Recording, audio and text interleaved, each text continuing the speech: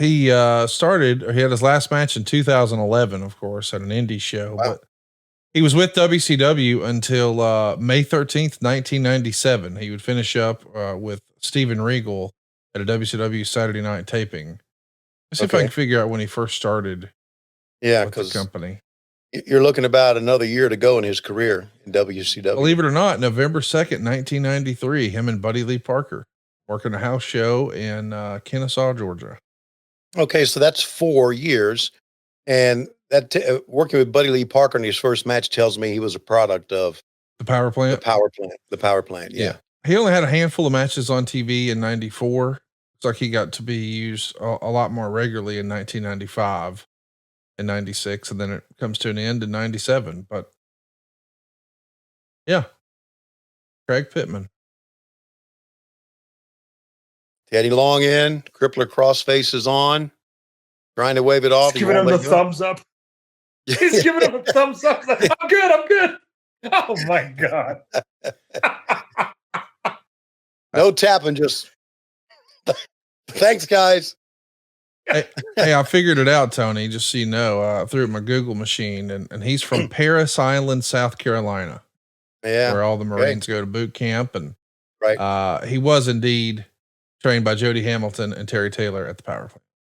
There you go. So when did that become such a cultural thing in wrestling that it mattered where you were trained? Because I remember guys would kind of break in by literally just getting their asses kicked and traveling. And then slowly they would be given, oh, do this way, do this way.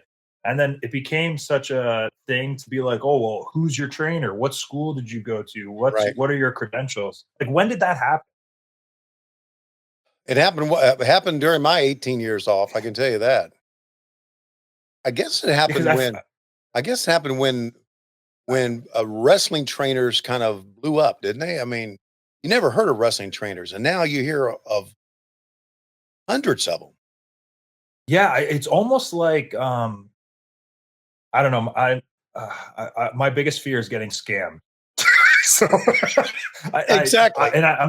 And my whole thing is like, oh, this is just a monetary thing now. We change the norm so that people can say like, well, you need to go to a school. You need to do this to be accepted under like the new like rules of wrestling. Right. And I'm only saying this because I was never trained to be a pro wrestler. So I'm just curious, like when was it normal to kind of force people into following a specific path?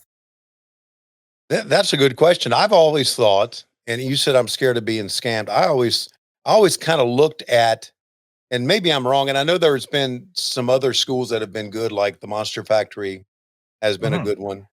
But I've always looked at guys who didn't have a lot of television time or a lot of experience opening up a wrestling school. To me, I kind of looked at, like guys like me too. Right. Like there's guys who have had a lot of time on television who have opened up schools, like Booker T. Malachi Black's got one. Cody and QT have one. A lot of TV time, a lot of time wrestling guys. And so those trainers are legit. But guys that you never heard of, right? And they're training wrestlers, is like, I don't know, man. They're just trying to make a buck. Yeah, that's how my brain was too. And then I remember telling my dad, like, do I want to go train with this guy? He's never done anything. I don't want to have his career. Yeah. That's right. That's right. Because if you go with somebody who's on TV and someone who's been around, you're hoping that if you look good, they'll help you get booked. Yeah, or at least meet someone or go to a show and, make some connections or learn something at least. Exactly. Is this the main event?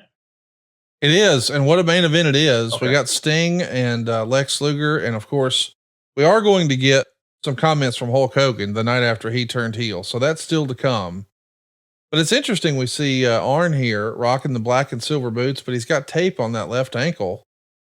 I'm sure that'll be part of the match and part of the story. The third man in the ring is Nick Patrick, and my man in the neck brace is hanging tough here for the Stinger. Yes, he is, man. From a distance, it kind of looks like Klondike Bill with a neck brace. I would ask how he hurt his neck if it was Klondike Bill, but I know the answer. You know the answer to that. Got it turned the wrong way or Forgot it stuck. Somebody sat on it. Something.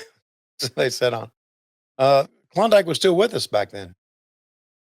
So, but he would pass away about 4 years later.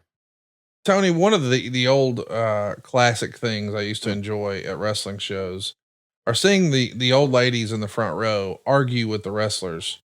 And there's a Yes. pretty famous meme, I guess, or GIF or however you want to say it, where Hulk Hogan in full NWO garb is arguing with a Meemaw in the front row. Did you ever see that in person, and one in particular stand out more than all the others? Well, not an old lady, but an old man, and it's in my comic book where my Uncle John hit Greg Valentine on the head with a cane. That was What a sentence. that is forever etched in my brain. You know, he had those two steel canes, right? Yep. That he walked with it like this, and had the cuffs for the triceps. He's walking like this, and one of those steel canes goes up, and Uncle John shook all the time. Okay, so we're at the other side, Butch and I at the other side, my cousin Butchie, the other side, and we see that steel cane go up and it's shaking, and there's no doubt who it is. And I look, and it comes crashing down on Greg Valentine's head. So that's one that sticks out to me. But as far as an old lady, no. But there were plenty. I mean, there were plenty of them. Hey, we're promoting Glacier again. Yep. Right in the middle of a Sting match. A little Glacier promo. It is a well done promo. Don't you think it's pretty cool? But it almost Very teases, like, to your point though, it felt like as a kid watching, it felt like this is going to be a Mortal Kombat type experience, but you can't really deliver on a video game experience with real human beings. Like, unless Glacier was going to start ripping people's hearts out and screaming, "Finish him," I ain't buying it. Right. Conrad, I was going to say, I think Vikingo and Commander disagree. Yeah. Well, yes, there you go. Hey, it's Conrad Thompson here to tell you a little more about what AdFreeShows.com is all about. Get early ad-free access to more than a dozen of your favorite wrestling podcasts every single week, starting at just $9. That's less than 20 cents an episode each month. And yes, you can listen to them all directly through Apple Podcasts or your regular podcast apps. How easy is that? Ad-Free Shows also has thousands of hours worth of bonus content and docuseries like Title Chase, Eric Fires Back, Conversations with Conrad, and The Insiders. Plus new series like The Book with David Crockett, Monday Mailbags with Mike Chioda and Nick Patrick, and a whole lot more. And you want to talk about early? You can't get any earlier than listening to the shows live. You can be a part of the live studio audience as we record the podcast.